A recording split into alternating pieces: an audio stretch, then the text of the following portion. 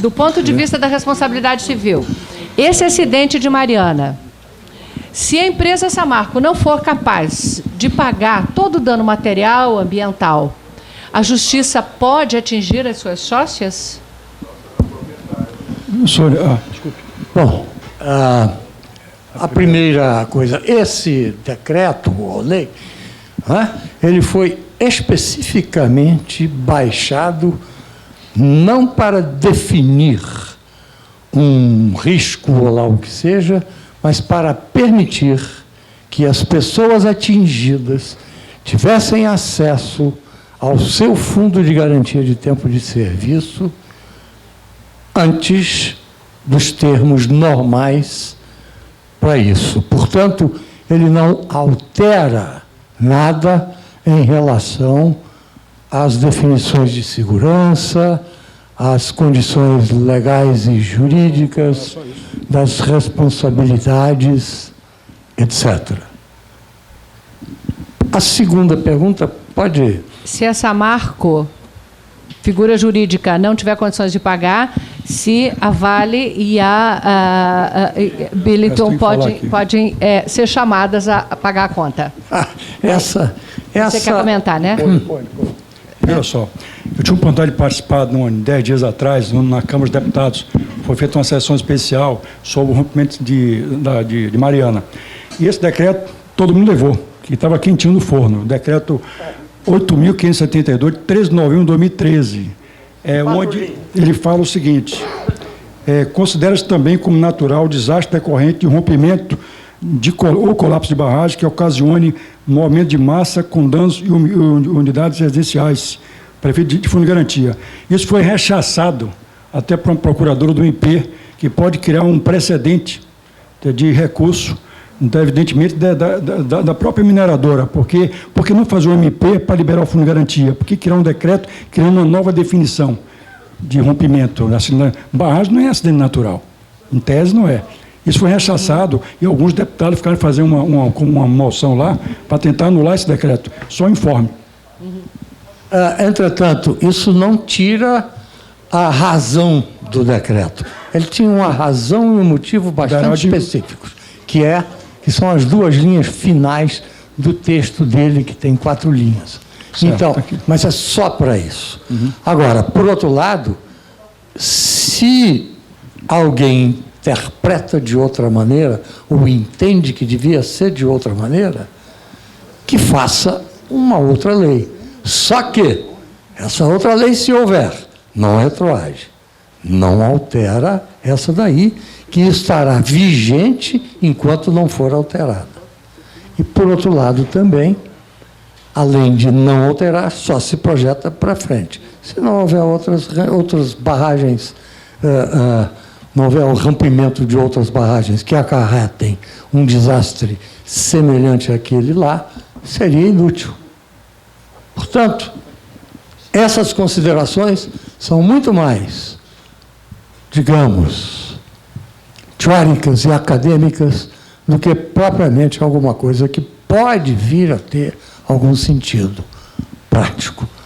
Posso ir para a minha segunda parte lá? Obrigado. Com relação às sócias? Naturalmente que eu vi na pergunta que me foi apresentada, não essa pergunta especificamente, mas essa intenção de chegar lá. Por isso, eu fiquei na responsabilidade das coisas, para esperar que ela viesse. Acontece que a Samarco é uma sociedade anônima. Se ela é uma sociedade anônima, é uma pessoa jurídica, e tem também, dentro de si, todos aqueles elementos em relação à sua atuação e às responsabilidades dela que eu apresentei. Portanto, ela é autônoma e independente. Se a ação que gerou o ato ilícito, omissão ou negligência, for apurada como tal, esse é um fator importante, porque isso não decorre pura e simplesmente do que as pessoas acham e do que os jornais publicam, embora seja bom que eles assim o façam, até para manter a chama viva, não é?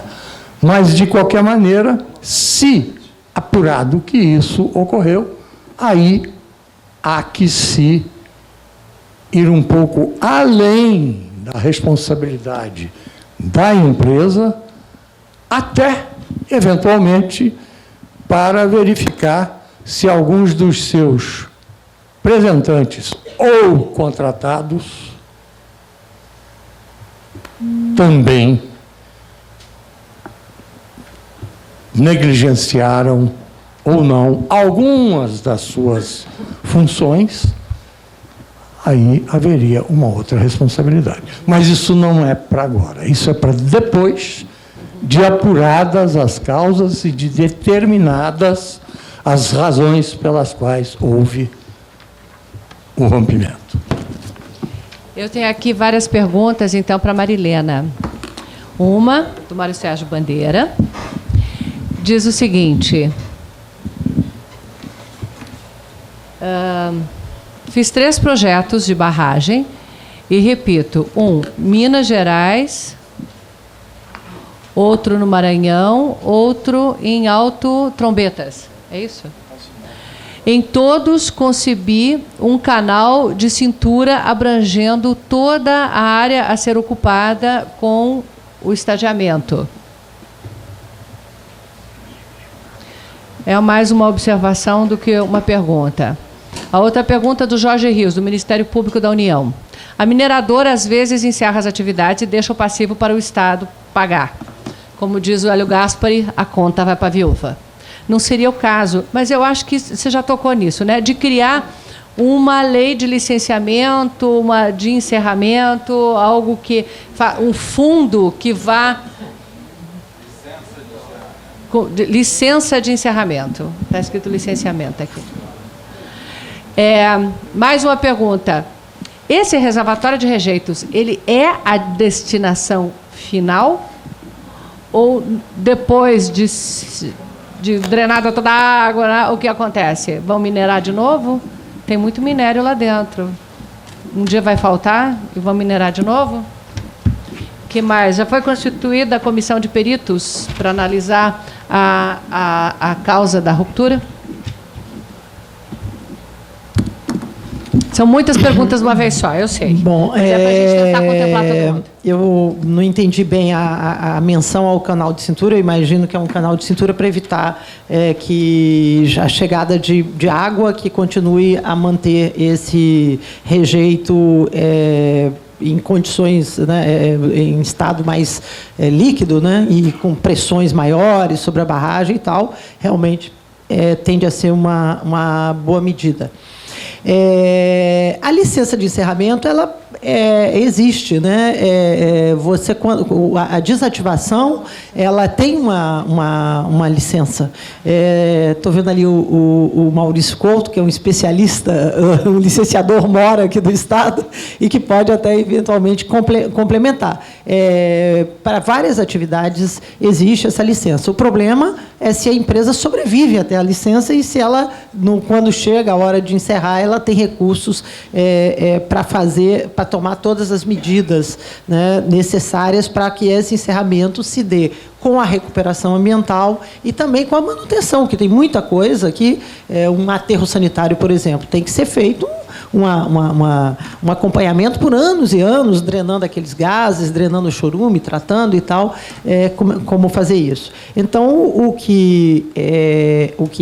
a sugestão que fica isso foi sugerido dentro da discussão do Código de Mineração e, antes agora do evento, ele tinha sido recusado. Lá numa das comissões, isso tinha sido tirado. E agora voltou a discussão de se criar esse fundo para o encerramento, né? E o que se faz normalmente, essas barragens de rejeito, quando elas atingem, né, sua cota máxima, elas são já a consolidação daquele rejeito, né? Aquela lama foi toda já decantada ali, adensada e já está, já foi tudo drenado, então ela é recoberta. Então, quando a gente sobrevoa ali o quadrilátero ferrífero, a gente vê uma série de barragens que você vê nitidamente a barragem, né, nova cobertura vegetal, em geral uma grama, e ali aquilo ali encerrado, e pode até ter outro tipo de utilização.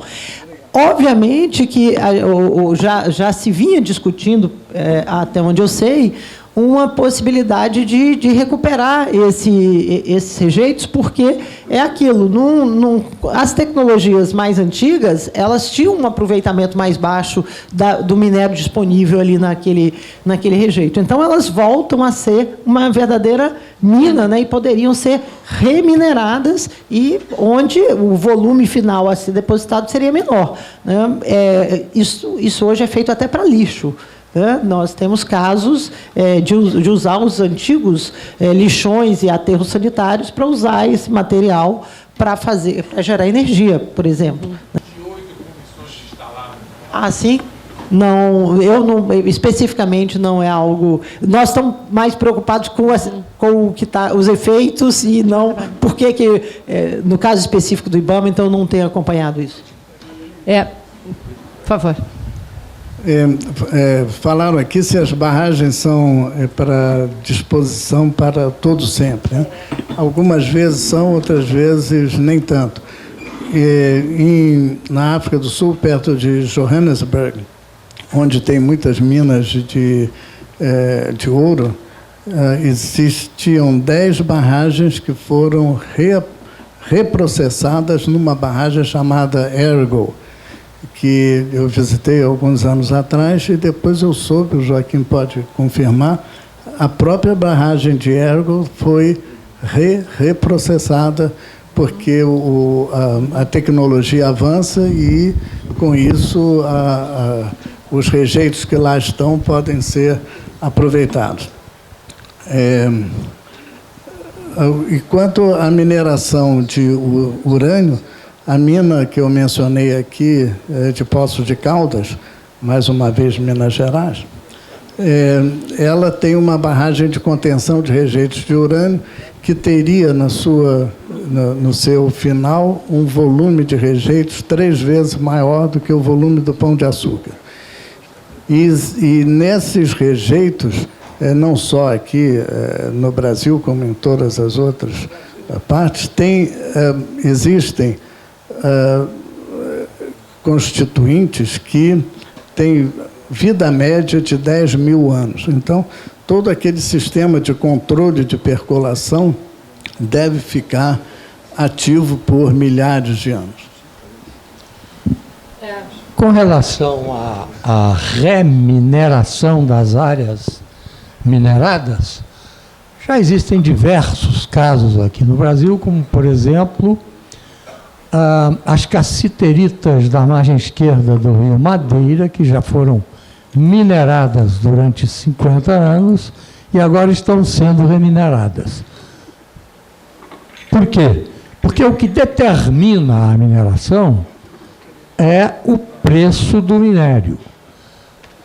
Para produzir o minério, você tem uma rocha que você destrói ou desmonta, trata e dali tira o material útil.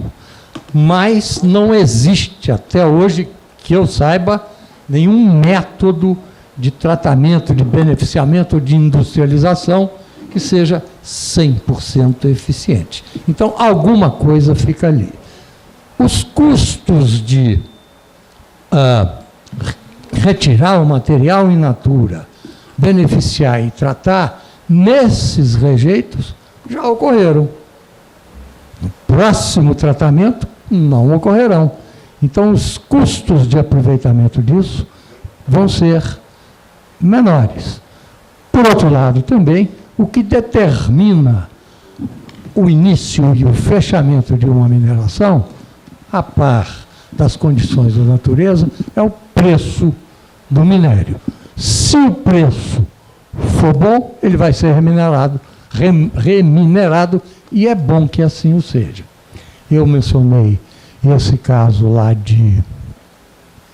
da margem esquerda do Rio Madeira, da mineração de cassiterita ali, mas há outros diversos por aí afora que ocorrem pela mesma razão.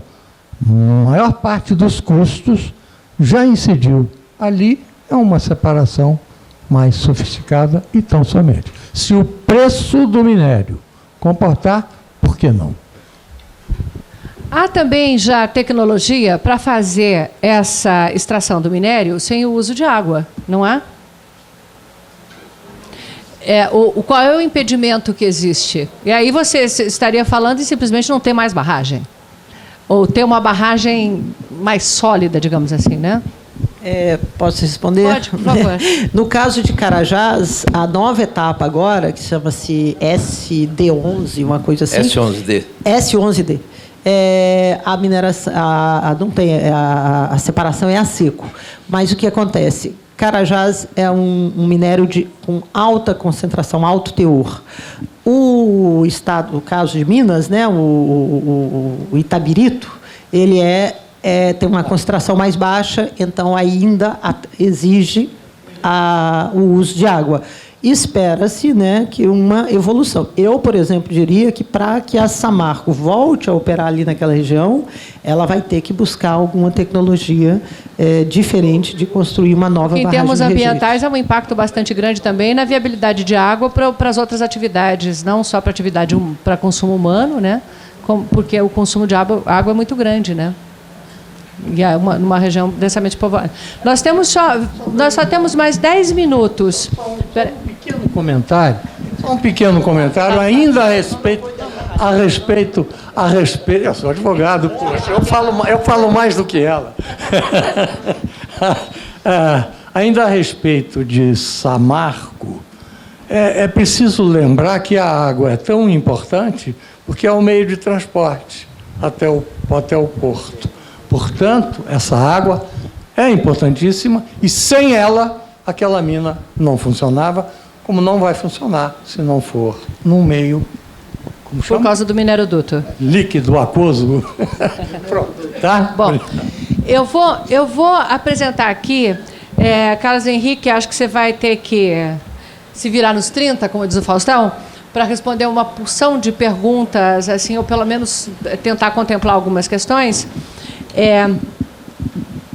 Vamos lá. Luciano Moraes, da ABMS, mais um comentário. Lembra que tem também a norma da BNT, NBR 13028, de 2006, elaboração e apresentação de projeto de barragens e disposição de rejeitos. É mais um lembrete do que uma pergunta. Júlio César Bizarreta Ortega, da PUC do Rio.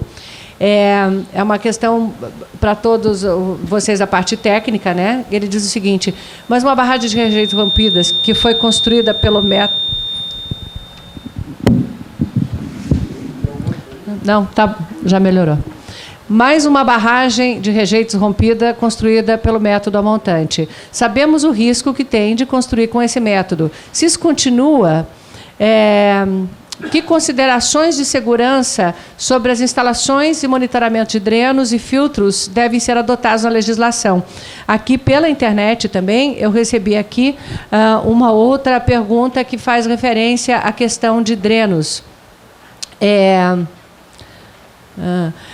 Quais são as novas técnicas de detecção de infiltração em barragens e se elas se diferenciam das atuais?